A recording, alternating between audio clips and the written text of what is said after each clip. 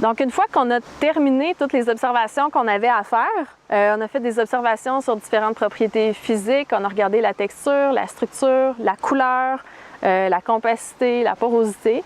On a également fait des observations sur la matière organique qui était présente dans nos différents horizons. Donc, une fois qu'on a complété tout ça, on est rendu à faire l'échantillonnage. L'échantillonnage, c'est la partie la plus importante parce que c'est ça qu'on rapporte en laboratoire. C'est avec ça qu'on va faire des mesures plus précises de nos différentes propriétés.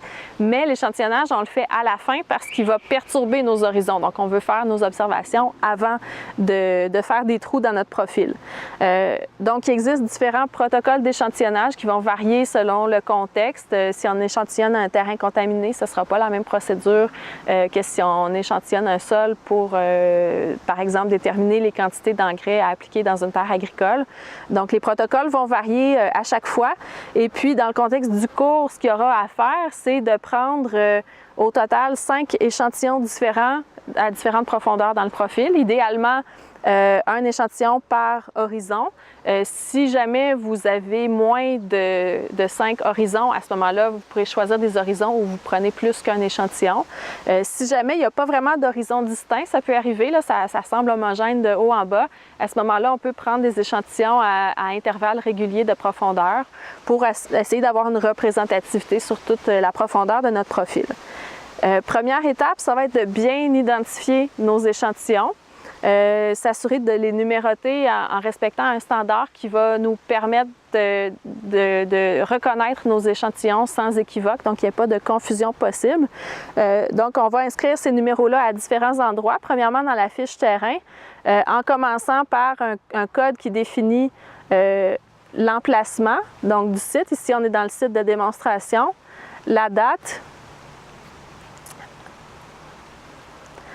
et ensuite, le numéro de strate dans lequel l'échantillon va être pris. Donc ici, je vais échantillonner dans ma strate 1. Et si jamais je prenais 2 échantillons dans ma strate 1, je pourrais les appeler S1A puis S1B pour les différencier.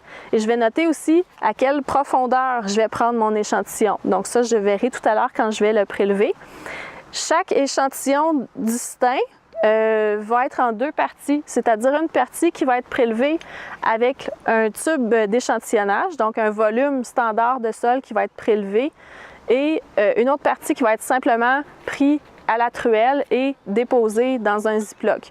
Donc, tout ça va composer un même échantillon qui va être pris tout à la même profondeur. Et si jamais il y a des remarques à faire, par exemple, on se rend compte en sortant le tube qu'il y a un petit peu de perte de matériel, on a l'impression d'en avoir peut-être échappé un peu, ou si jamais il y a une strate, un horizon dans notre profil qui est très étroit et qui est difficile d'échantillonner de façon assez précise, on pense qu'il a peut-être été contaminé par ce qu'il y a au-dessus ou ce qu'il y a en dessous. C'est le genre de remarques qu'on va prendre en note aussi dans nos fiches.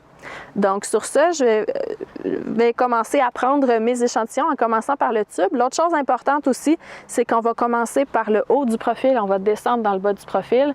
Ça, en fait, non, c'est le contraire, je me suis trompée, c'est du bas du profil vers le haut du profil parce qu'on veut éviter qu'en prenant les échantillons d'en haut, on vienne contaminer ceux qu'on va prendre par la suite en bas. Donc, on va commencer en bas.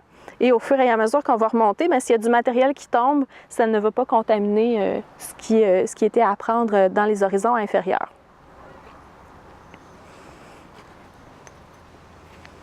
Donc, je vais étiqueter, identifier mes sacs qui vont permettre d'entreposer tout ça.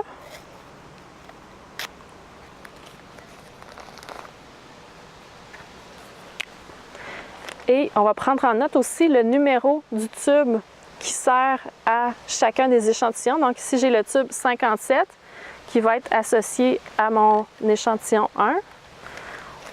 Et je vais inscrire quand même le numéro de l'échantillon sur le sac, sur une étiquette.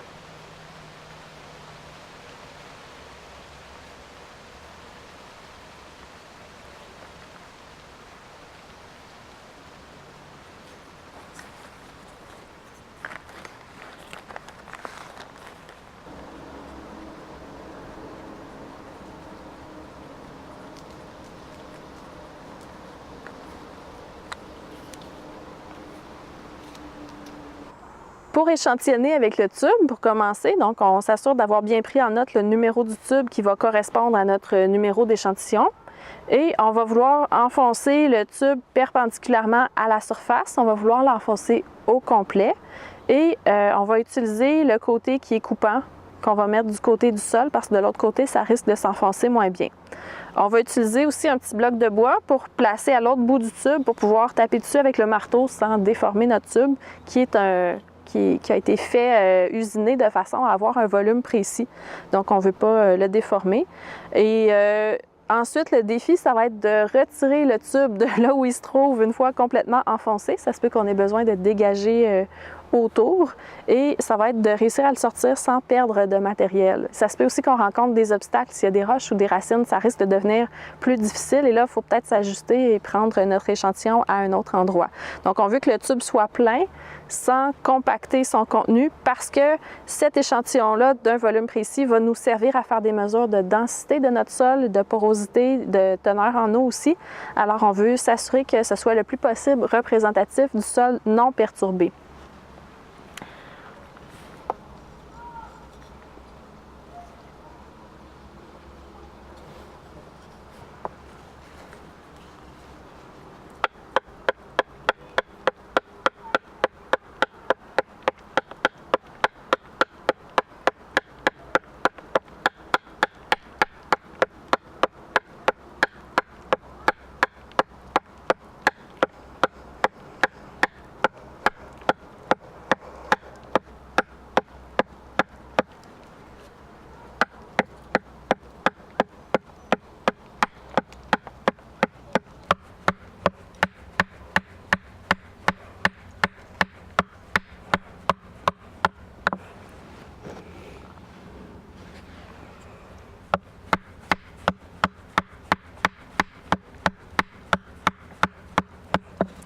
Là, je suis rendue appuyée à gauche, là.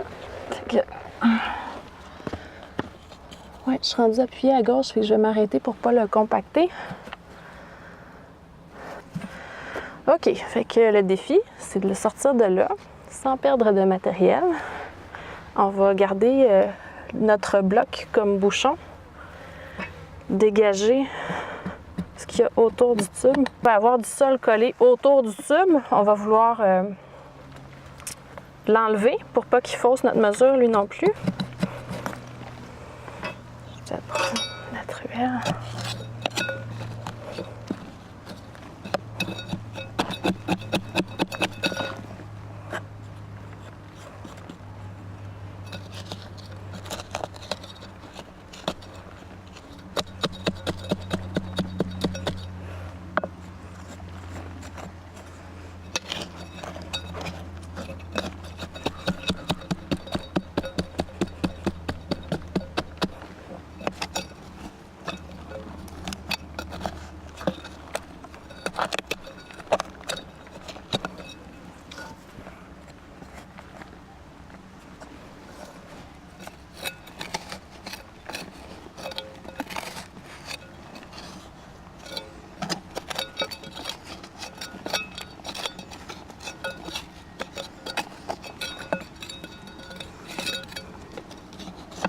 Il y avait quand même encore quelques racines.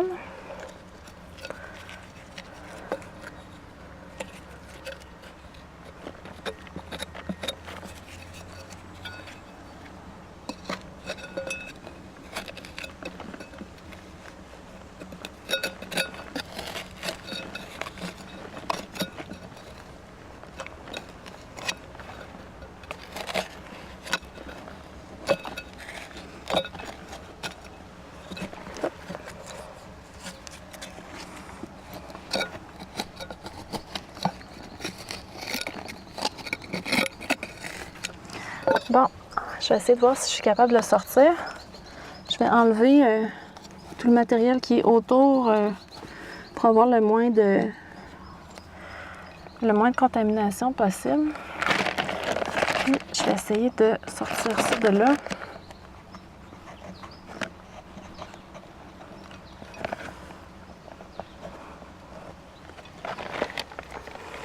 Bon, j'enlève ce qui est collé.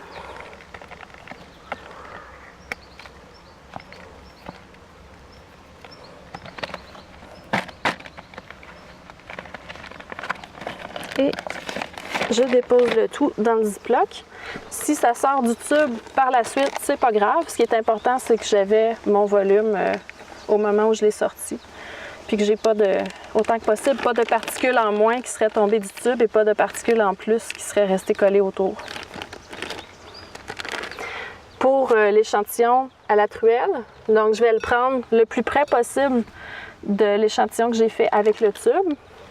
Je vais le mettre aussi dans un sac Ziploc. Et je vais simplement prendre du matériel, à peu près l'équivalent d'une tasse. C'est sûr qu'on va en avoir assez pour faire toutes nos analyses.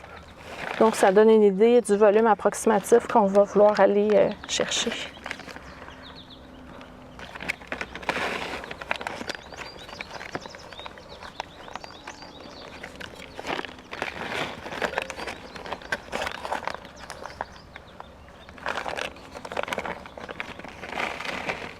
La truelle, on va pouvoir s'assurer de la nettoyer entre les prélèvements dans les différents horizons.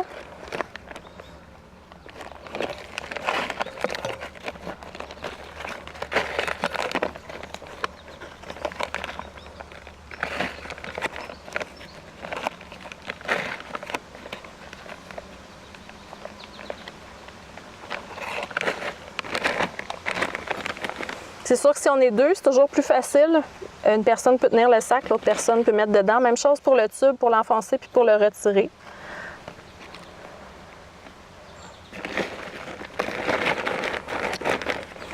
Donc, j'en ai pas tout à fait une tasse, là, mais j'ai pas mal une quantité. Là. On se donne de la marge de manœuvre au cas où on aurait un problème en laboratoire. Avoir assez d'échantillons pour pouvoir recommencer certaines analyses si jamais c'est nécessaire.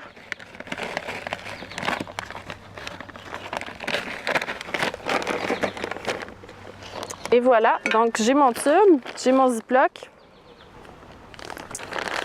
Tout ça compose un de mes échantillons. J'en fais 5 comme ça dans l'ensemble du profil.